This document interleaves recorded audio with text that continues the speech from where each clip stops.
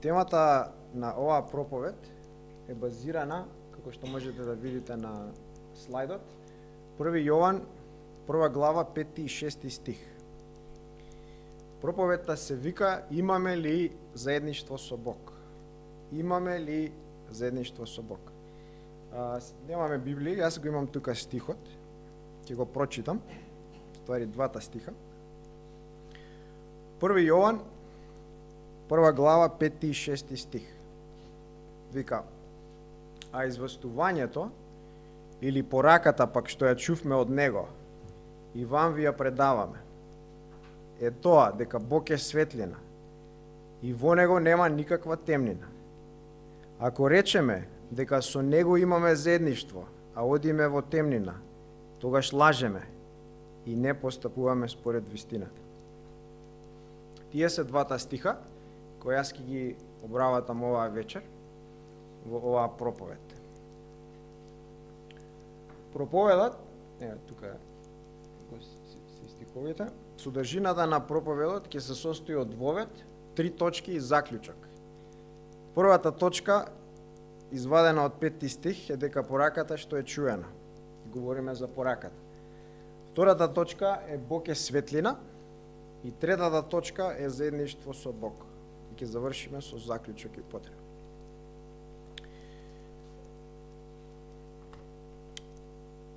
Писмото или посланието на Јован е напишено до христијани кои живеат во Мала Азија. Од раните отци се смета дека Јован во ова време кога го пишува посланието живее во Ефес и таму служи во црквата и во околните цркви во Мала Азија. Ова е времето кога он пред да биде протеран на островот Патмос во Грција. И ова писмо е напишано со цел да им каже на христијаните да им покаже како они да се уверат дека имаат живот вечен. И тоа може да го видиме во 1 Јован 5 глава, 13 стих, таму е напишан на слайдот. Вика вака: "Ова ви го пишувам вам, кои верувате во името на Синот Божи, за да знаете дека имате живот вечен и да верувате во името на Синот Божи." Че ова писмо е напишано да ни каже дека имаме и дали имаме живот вечен, да се провериме како христијани. Писмото се состои од две ареи, може да се поделат сите стихови од 5 глави.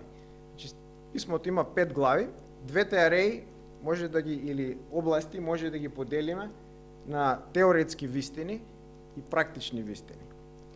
Теоретски вистини има околу 27. Практични вистини има околу 18.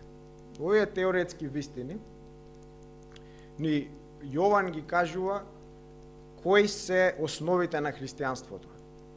Кој е базата на христијанството и вклучува вистини како човекот е грешен, не може сам да се спаси, судот доаѓа, има многу стихови за Господ Исус, дека тој е Бог, дека тој е човек, дека е спасителот на светот, дека е Месијата, дека е Синот Божи, дека е праведникот, безгрешниот, застапникот, кој носи и самиот себе е живот вечен.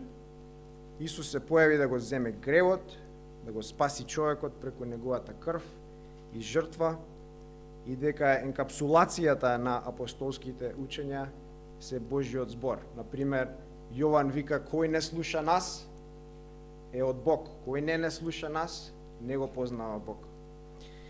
Значи, има теоретски вистини кој човек мора да ги верува да се нарекува христијанин.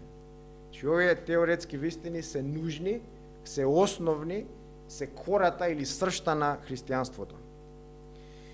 Тие теоретски вистини водат кон практични вистини, има околу 18 такви кои се напишани, и сумацијата на овие вистини се: љуби го Бог, љуби го ближниот, љуби го братот до таа степен што ќе дадеш се за него, вклучувајќи го и твојот живот, не го сакај светот, покорувај се на Божите заповеди и следи го Христос. Оди по неговите чекори и стапки.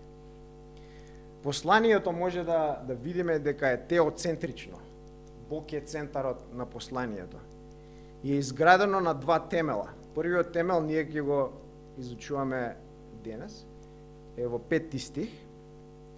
И тоа, првиот темел е Бог е светлина. И апостол Јован гради од ова теоцентричен атрибут или карактеристика совршенство на Бог дека Бог е светлина. Вториот темел или база е дека Бог е љубов и тоа е во први Јован 4 стих, 4 глава 8 и 16 стих. И со ова можеме да видиме, Јован ни кажува дека вистината е неопходна, како што кажав, и дека таа вистина мора да донесе вечен живот и нов живот и трансформација во човекот, доколку го допре. Џон Мекартор кажал дека најголемиот поклон на човекот од Бог е неговиот збор. А најголемата опасност е лагата, која го атакува човекот и произлегува или од демоните, или од човекот. Значи, Јован го пишува ова послание во време кога има ерес. За жал, првовековната црква не била црква на совршенство, него имало ерес, имало лаги, имало заблуда, и Јован во ова послание атакува главно на еден ерес, кој бил доминантен во тоа време и за жал е доминантен и денес, а тоа е лагата и ересот на антиномиенизмот. Тоа значи у главни редови или зборови дека верувај ти во Исус и не е важно како живееш. Убаво е да живееш морално, да живееш свето, да живееш праведно, ама не мораш. Штом веруваш во Исус и во неговата крв, во неговите учења, си спасен, си сигурен. Јован го атакува овој ерес силно во ова послание. И тоа ќе го видиме како се движиме низ текстот. Првата точка е пораката што е чуена. Вика вака, 5 стих. Известувањето или пораката што ја чувме од Христос и вам ви ја предаваме. Апостолите биле со Господ Исус Христос. И тоа можеме да го видиме во 1 Јован, ако имате Библија можете да отворите или да прочитате на телефонот. 1 Јован, првите стихови. Како почнува 1 Јован со првите стихови? Она што беше од почетокот, она што го чувме, она што со очите го видовме, што го разгледавме, што нашите раце го опипаа за животот на Словото. И животот се јави, и ние видовме, и сведочиме, и ви го навестуваме вечниот живот кој беше со Отецот, и нам ни се јави. Јован не е во улога да го кажува неговите мислења или неговата перспектива на светот. Јован е у контакт со Бог, со отворениот Бог, и е очен сведок, е очевидец на Господ Исус Христос. И он тоа што го видел, што го чул, што го слушнал, што го опипал, ни го кажува на нас, ни го кажува на првите христијани тогаш.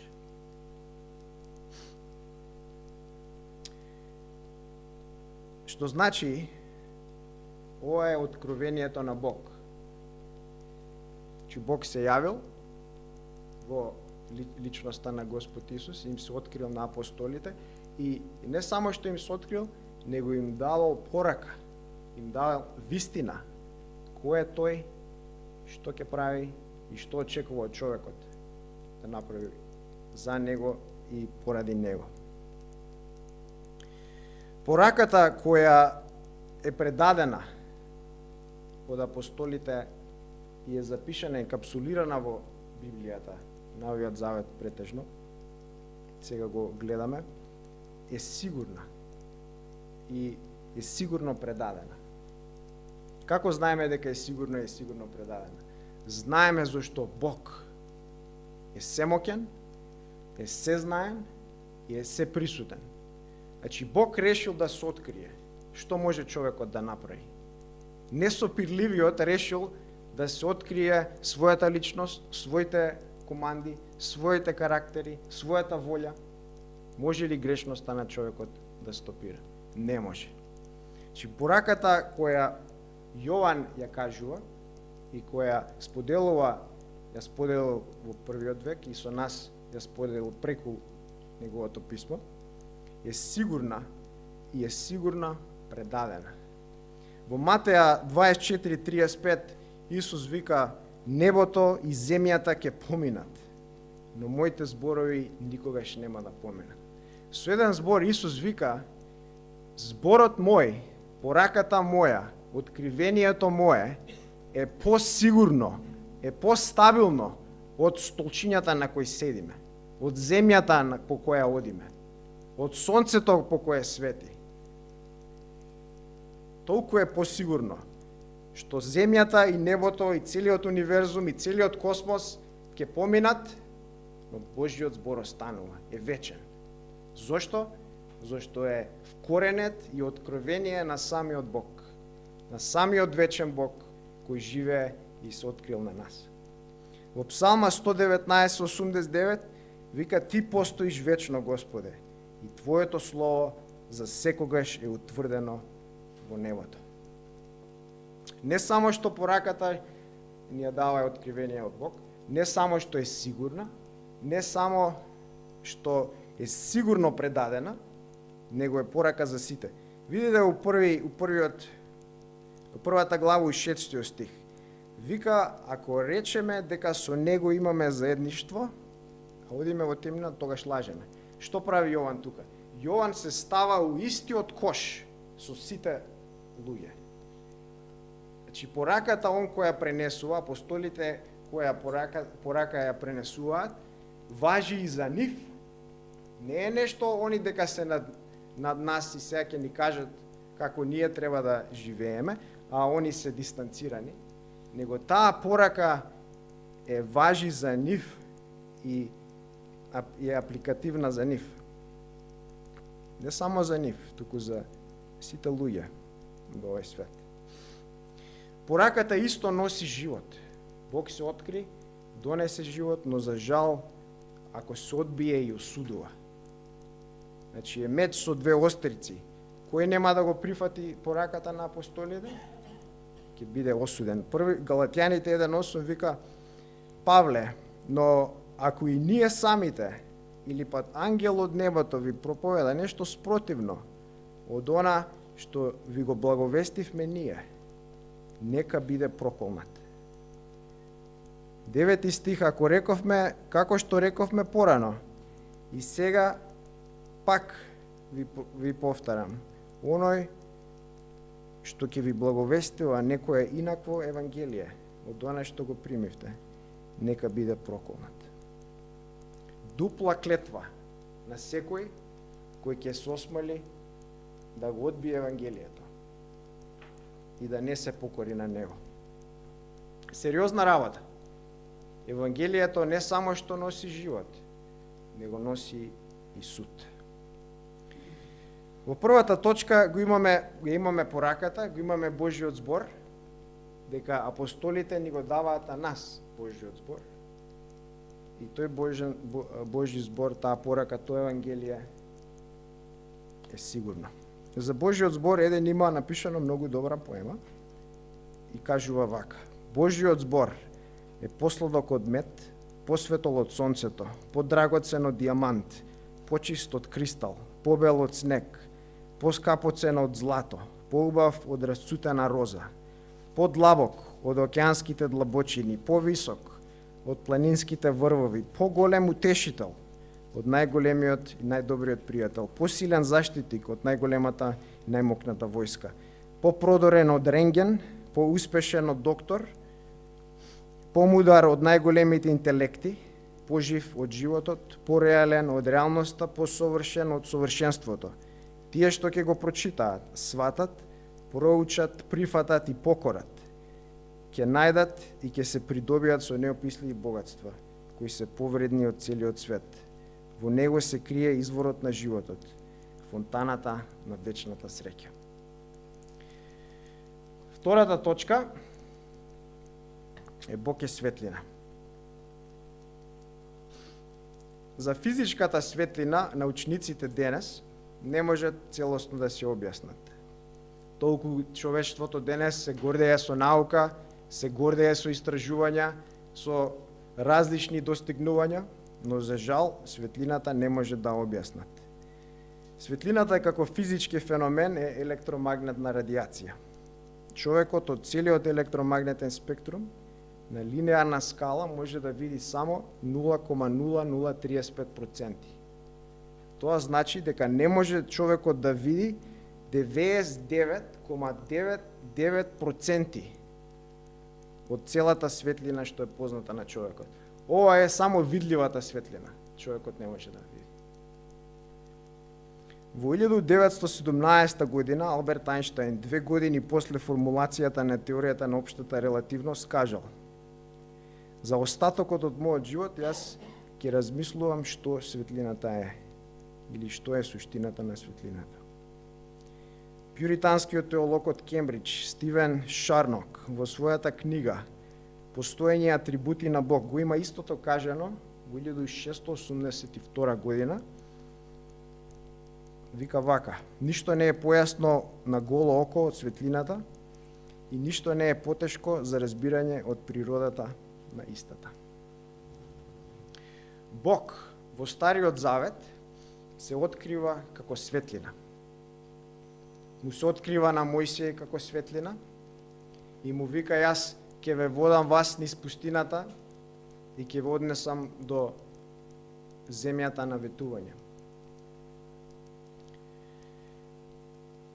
Бог му се открива кога е изграден шаторот. Шаторот е изграден, Бог влегува во својата слава и осветлува целиот шатор. Бог се јавува како светлина кога храмот е завршен, Соломон. Храмот е завршен, све е готово, Соломон се моли и доаѓа шакајната, славата на Бог во шаторот како светлина. Во Библијата Бог е прикажен тој што се облекува себе си со светлина. Во Псалма 104:2. И во 1 Тимотеј 6:16 е наречен Бог кој живее во непристапна светлина. Бог живее во непристапна светлина, никој не може да го види и да живее. Господ Исус исто во Новиот Завет е опишан неговото доаѓање како доаѓање на голема светлина. Матеј 4:16 вика: народот што седеше во мрак виде голема светлина, а оние што седеа во пределот на смртната сенка им изгреа светлина. Во Јован 18:12 стих Исус Христос се нарекува светлината на животот. Вика: јас сум светлината на животот. Кој врви по мене, нема да оди во темнина и ќе има светлината на животот.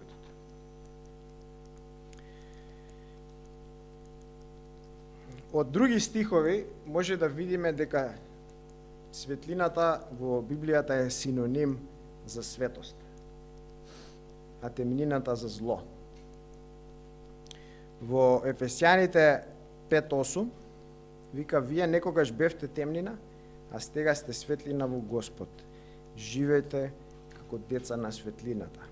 Римјаните 13:12 глава вика: ноќта одминува, денот се приближи, да ги отфрлиме пак сите дела на мракот и да се облечеме во оружјето на светлината. И така натака, има други многу стихови. Со еден збор, светлина е синоним за светост, темнина за зло. Светоста е атрибут на Бог. Во 1 Петар 1 глава 16 стих Петар им вика на луѓето, на христијаните, Вика, како послушни деца, чеда, не постапувајте според поранешните ваши похоти, кога бевте во незнаење, но по примерот на светиот кој ве повика, бидете исто свети. Зошто? Зошто е напишано бидете свети, бидејќи јас сум свет, вика Бог. Светоста е многу интересна атрибут. Опишува одделеност од гревот, чистина, светлина, белост. Светоста е најважниот атрибут на Бог. Како го знаеме тоа? Го знаеме од Исаја 6 глава, 3 стих, 1 до 3 стих, кога Исаја има визија од Бог. Бог седи на својот престол, додека целиот свет е во немир. И Исаја го гледа Бог со ангели, со серафими, како го слават во постојана хармонија, постојано, без престан, овие серафими го слават Бог. И викаат еден кон друг: свет, свет, свет е Бог Саваот, е Господ Саваот. Целата земја е полна со неговата слава. Ова трократно повторување на еден исти атрибут, значи се назначува големината, главноста, важноста на тој атрибут.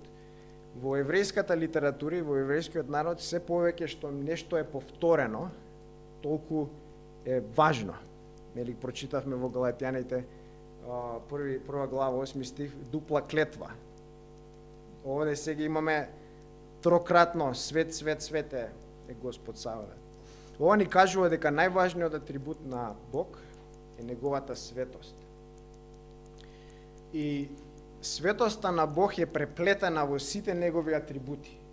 Значи имаме Бог е семоќен, но неговата семокност е света. Бог е љубов, неговата љубов е света.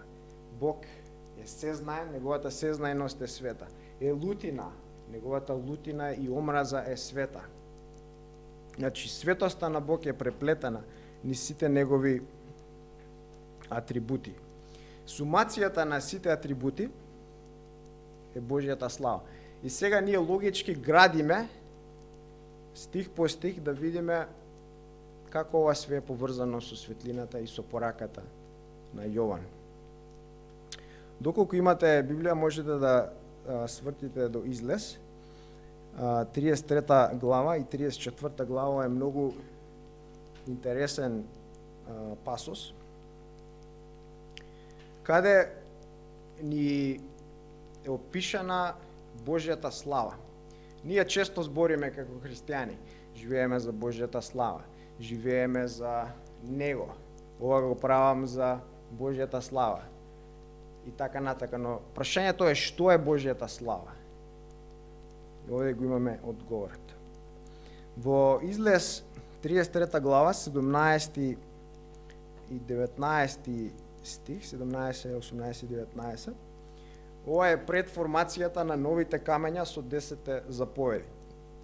Бог е во разговор со Мојсија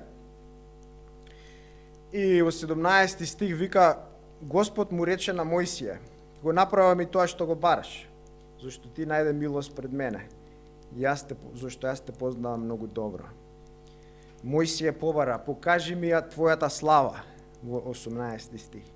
19 стих Бог му одговори: ќе ти ја покажам пред тебе мојата слава и ќе го изговорам името Господово пред тебе.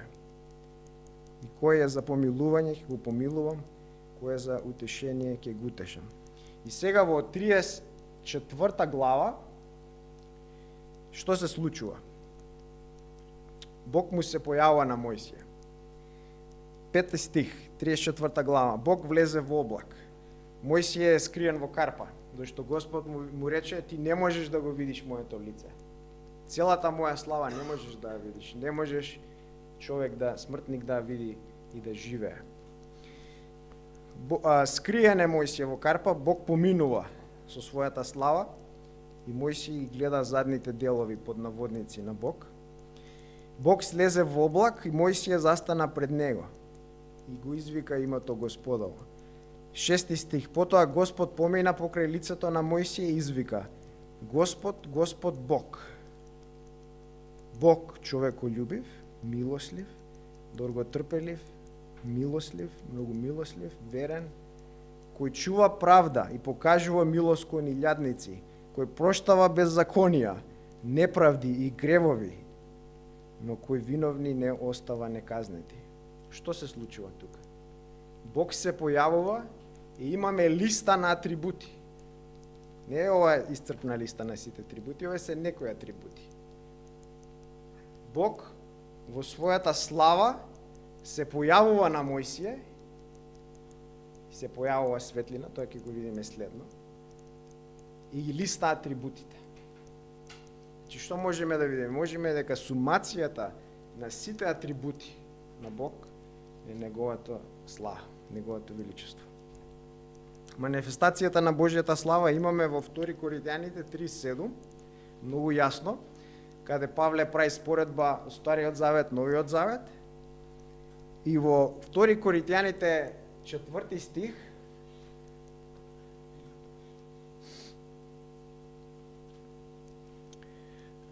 четврта глава 4 стих и 6 стих го имаме оваа поврзаност, целата поврзаност што ја градиме. Светлина, Божја слава, светост. Тие три работи ги сакаме да ги поврземе. Во 2 Коринјаните 4 глава 4 стих вика вака Павле: за оние кои богот на овој свет, тоест ѓаволот, им ги заслепил нивните безверни умови, за да не ги осветли, пазите го сега, светлината на благостоветието за славата на Христос, кој е сликата на невидливиот Бог. Значи имаме ѓаволот им ги заслепил умовите на неверниците, тие мислат дека се паметни, не се паметни. Ѓаволот им ги заслепил умовите и очите, за да не можат да ја видат светлината на Божјата слава, на благостоветието. Во 6 стих го имаме истото, зашто Бог кој понекогаш заповеда од темнина да изгрее светлина, тој ги озари срцата наши, за да биде познаено на славата Божја во лицето на Христос светло. Овој не е многу добар превод за жал, подобар превод би бил вака: Бог кој рече нека светлината блесне од темнина, што цитира овде? Го цитира создавањето на светот. Првиот ден Бог ја создава светлината. Значи Бог кој рече нека светлина излезе од темнина, Бог блесна во нашите срца и ни ја даде светлината на познанието на славата Божја во лицето на Христос. Значи, што може да видиме од овие стихови? Можеме да видиме дека светлината е знаење, Евангелието, кој е манифестација на Божјата слава. Светлината е Евангелието. Која е Божјата слава, која носи светост.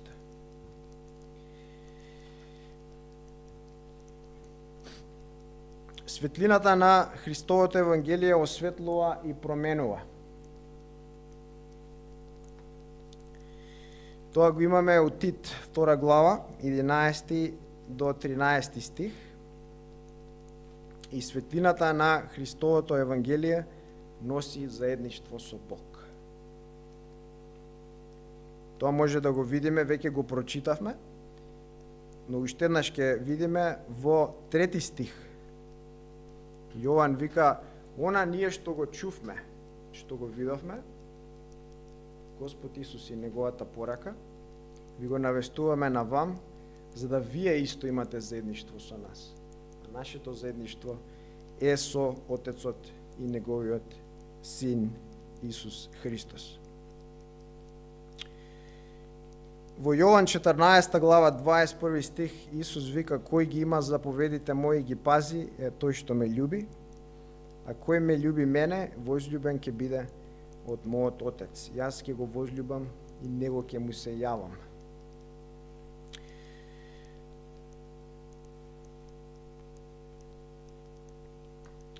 Првата точка видовме пораката која апостолите ни ја даваат. Отворениот Господ Исус и неговиот збор, кој е вечен, непроменлив, и тој збор ни кажува дека Бог е светлина, дека Бог е светост и дека тоа Евангелие кој произлегува од Божјата слава и ја манифестира Божјата слава, носи заедништво со Бог. Значи, таа светлина не само што илуминира, не само што носи информации, него именува, носи светост, носи трансформација, носи заедништво со Бог. Е сега, што се случува во 1 Јован 6 стих? Вика, ако речеме дека со него имаме заедништво, а одиме во темнина, тогаш лажеме и не постапуваме според вистината. Што вика Јован тука? Викаш дека си христијанин? Викаш дека си наново роден? Викаш дека Господ ти го сменил срцете, дека го познаваш Евангелието? Да, викам. Ако живееш во темнина, лажеш. Не го знаеш Господ. Не си наново роден. Не го знаеш него. Евангелието и неговата светлина нема пројдено, пробиено во твојот живот. Споредба на текстови, можеме да видиме од останатите текстови, нели кажав на почетокот, дека базата, темелот врз кој гради, Бог е светлина, и ова ќе изгради врз овој темел неколку работи, додека не дојде до другиот темел, Бог е љубов во 4 глава. Вака вика, споредба на текстови, 2 глава, 3 и 4 стих. По тоа знаеме дека го познавме. По ова знаеме дека го знаеме Христос, кој ги чуваме неговите заповеди. Кој вели го познав, кој вели јас сум христијанин, кој вели јас сум наново роден, јас сум христијанин, јас одам во црква, јас читам Библија, јас се молам, јас така натака, а не ги чува неговите заповеди, тој лаже и во него нема вистина. Во 3 глава уште посилно е. 4 до 11 стих.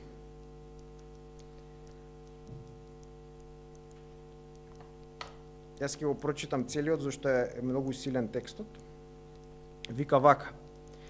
4 стих. Секој што прави грев, прави беззаконие. И гревот е беззаконие. Еве имаме дефиницијата на гревот. Гревот е прекршување на Божите закони и правила. Ако знаеме дека тој се јави да ги земе нашите гревови, а грев во него нема. Секој кој пребива или има заедништво со него не греши. Секој што греши не го видел, ниту го познал. Чеда, никој да не ве заблудува, кој постапува праведно, праведен е. Како што праведен е тој. Во овој превод не се доловува активното дејство на глаголите. Тука се збори за постојано грешење. Значи не е, еднаш грешив, што значи не сум христијанин, или не ги чувам Божите заповеди. Овде има за постојана прекршување на Божите заповеди, постојана бунтовност и непокорност и одбивање на Божите заповеди и кршење на Божите, прекршување на Божите заповеди. Кој прави грев е пак истото, не е еднократен грев, него е кој постојано прави грев е од ѓаволот, зашто ѓаволот греши од почетокот. Па затоа и се јави Синот Божји да ги урне делата ѓаволски. Секој што е роден од Бога, грев не прави, зашто семето негово пребива во него и не може да греши, бидејќи е роден од Бога. Чедата Божји и чедата ѓаволски по ова се познаваат. Секој што не постапува праведно и не го љуби братот свој, не е од Бога. Затоа тоа е пораката што ја чувме од почетокот, да се сакаме едни со други. Томас Брукс, познат пюритански теолог, има напишано многу интересна, убава поема. Поемата е "Јас не сум човекот што бев". Вика вака: вистинска светост е непосреден плод на вистинска заедница со Христа. Христос не е само нашата мудрост, праведност и откуп, туку тој исто така е нашата светост. Оној кој е во Христа е негово создание. Тој има нов ум, ново срце, нови усни, нов живот, нов дух, нови принципи, нови цели. Тој навистина може да каже: јас не сум човекот што бев. Јас бев лав, но светоста ме направи јагне. Бев волк, но светоста ме направи овца. Бев гавран, но светоста ме направи гулаб.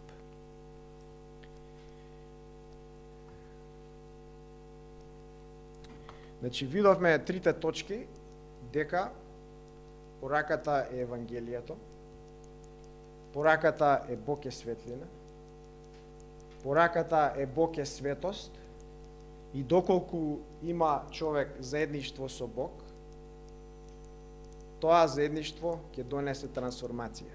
Секој човек кој вика да, имам заедништво со Бог, да, христијанин сум, а живее во грев, ги прекршува Божјите заповеди, лаже, краде, врши прелюба, е неморален, се пијанчи и така натака.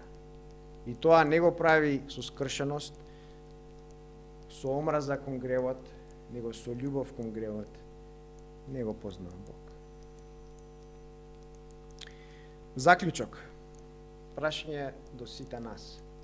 Дали ја познаваме вистината? Евангелието, Господ Исус. Живееме во средина на луѓе кои се нарекуваат христијани. Да, јас сум христијанин. Се родив тука. Се родив у таква фамилија. Сум крстен. Татко ми е не знам што, мајка ми е не знам што. Одам у црква на празници. Славам и така натака, и така натака, и така натака. Но тие луѓе дали живеат праведно, дали живеат според заповедите на Господ Исус? Че спасението е бесплатен подарок. Тоа е нејасно на сите. Спасението, Евангелието е бесплатен подарок кој Господ го дава на сите. Преку вера. Вера која се покајува. Но тој подарок, тоа е спасение кој човек го има и ќе го земе, ако не произведе трансформација, ако не произведе нов живот, ако не произведе омраза кон гревот и лутина кон гревот и гнасотија кон гревот и тргање кон гревот, за жал промена не се случи во човекот.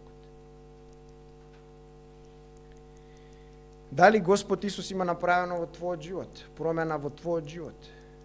Или само црква си додал на твојот живот, само Библија си додал на твојот живот? Дали радикално до сршта Господ те променил? Ти ги променил желбите, страстите. Ти веќе го мразиш гревот, ја сакаш светоста. Дали таа промена се гледа?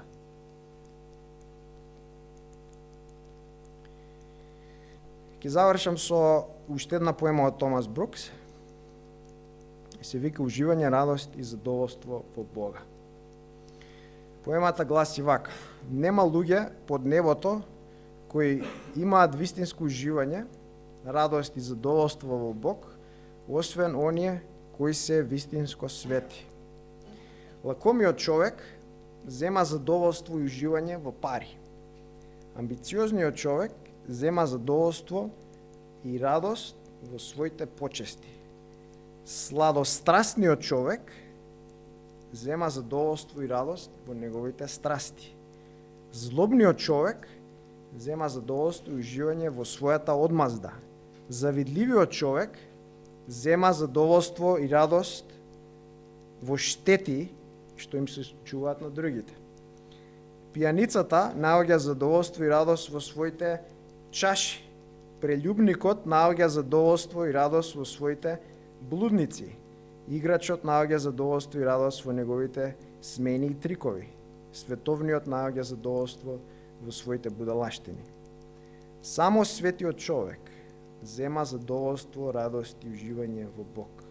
Задоволство и уживање во Бог е дело премногу високо, премногу тешко, премногу духовно, премногу благородно за секој освен само за свети луѓе. Јас уживам во голема мера во Господа. Мојата душа се радува во мојот Бог. Исаја 61:10. Прашањето до нас е дали уживаме во покорство кон Бог или уживаме во нешто друго.